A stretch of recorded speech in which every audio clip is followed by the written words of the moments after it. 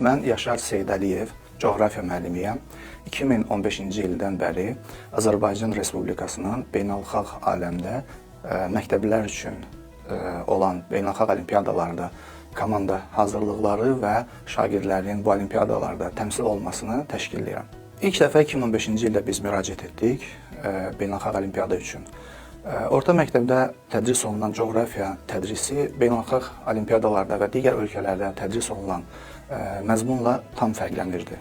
Biz ölkə səviyyəsində şagirdləri hazırlıqlarını təşkil edib, onlara tam başqa bir məzmunda hazırlıq dərsləri keçirdik.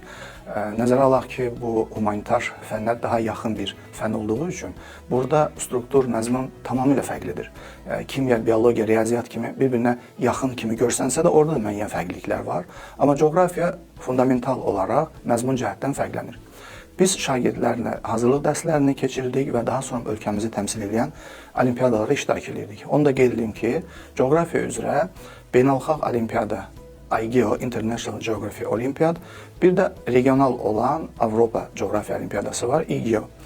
İndiyə kimi biz bu olimpiyadalarda iştirak etmişik və ölkəmizə fərdi kateqoriya üzrə 5 bürünc və 1 qızıl medal komanda kateqoriyası üzrə qazandırmışıq. Müasir dövrdə elm sahəsinin uğurları, töhfəsi idmançıların getirdiyindən az deyil.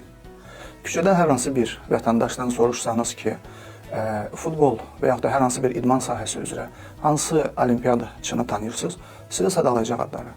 Amma soruşsanız ki, elm sahəsindən kimi tanıyırsınız, inanmam kimsə ad çəkə bilsin. Təhsil haqqında qanunda müddəa var ki, beynəlxalq nüfuzlu fən müsabiqələri. Və bu fən müsabiqələrində olimpiyadaların adları qeyd olunmur. Bunun adları daha sonra müvafiq icra orqanı tərtib edir və o olimpiyadaların siyahısında əsasən dəqiq fənlərin adları var. Ümumiyyətlə, beynəlxalq olimpiyadaların abreviaturasında IO abreviaturası olur ki, bu International və Olimpiyat sözüdür. Coğrafiyanın da abreviaturasında, beynəlxalq coğrafiya olimpiyadasında bu iki abreviatura var. İndi gəlin baxaq, bizim ölkəmizdə bu tanınırmı? Təqdim olunmuş son siyahıda coğrafiyanı biz orada görmürük. Bunun görünməyən başqa problemləri var. Qanunda deyilir ki, beynəlxalq fən müsabiqələrində uğur qazanan, medal qazanan şagird ali təhsil müəssisələrinə qəbul zamanı müsabiqədən kənar, pozitiv daxil olmaqla hüququ verir. Və o siyahıda fənləri görən şagird və valideyn o daha arxain və ona əzmlə çalışır. Əfsuslar ki, o siyahıda coğrafiyanın olmaması bu müəyyən qədər coğrafiyaya axını azaldır. Şagirdlərdə, valideynlərdə çaşqınlıq yaradır.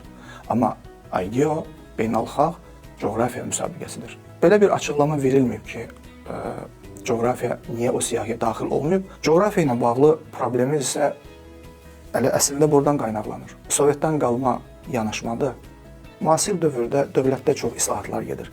Düşünürəm, bu barədə islahatlar gedər ki, bu islahatların ən birincisini biz harada gördük?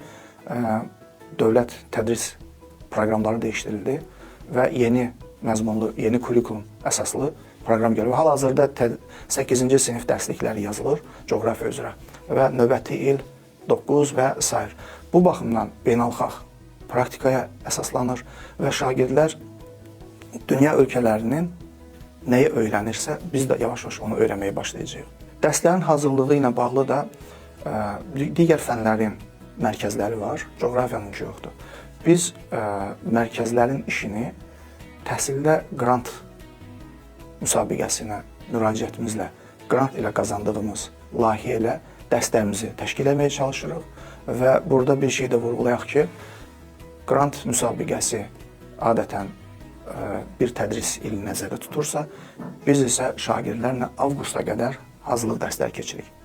Yəni, biz layihəni bitiririk mayda, amma dərslərimizi isə bitiririk olimpiyada bitənə kimi.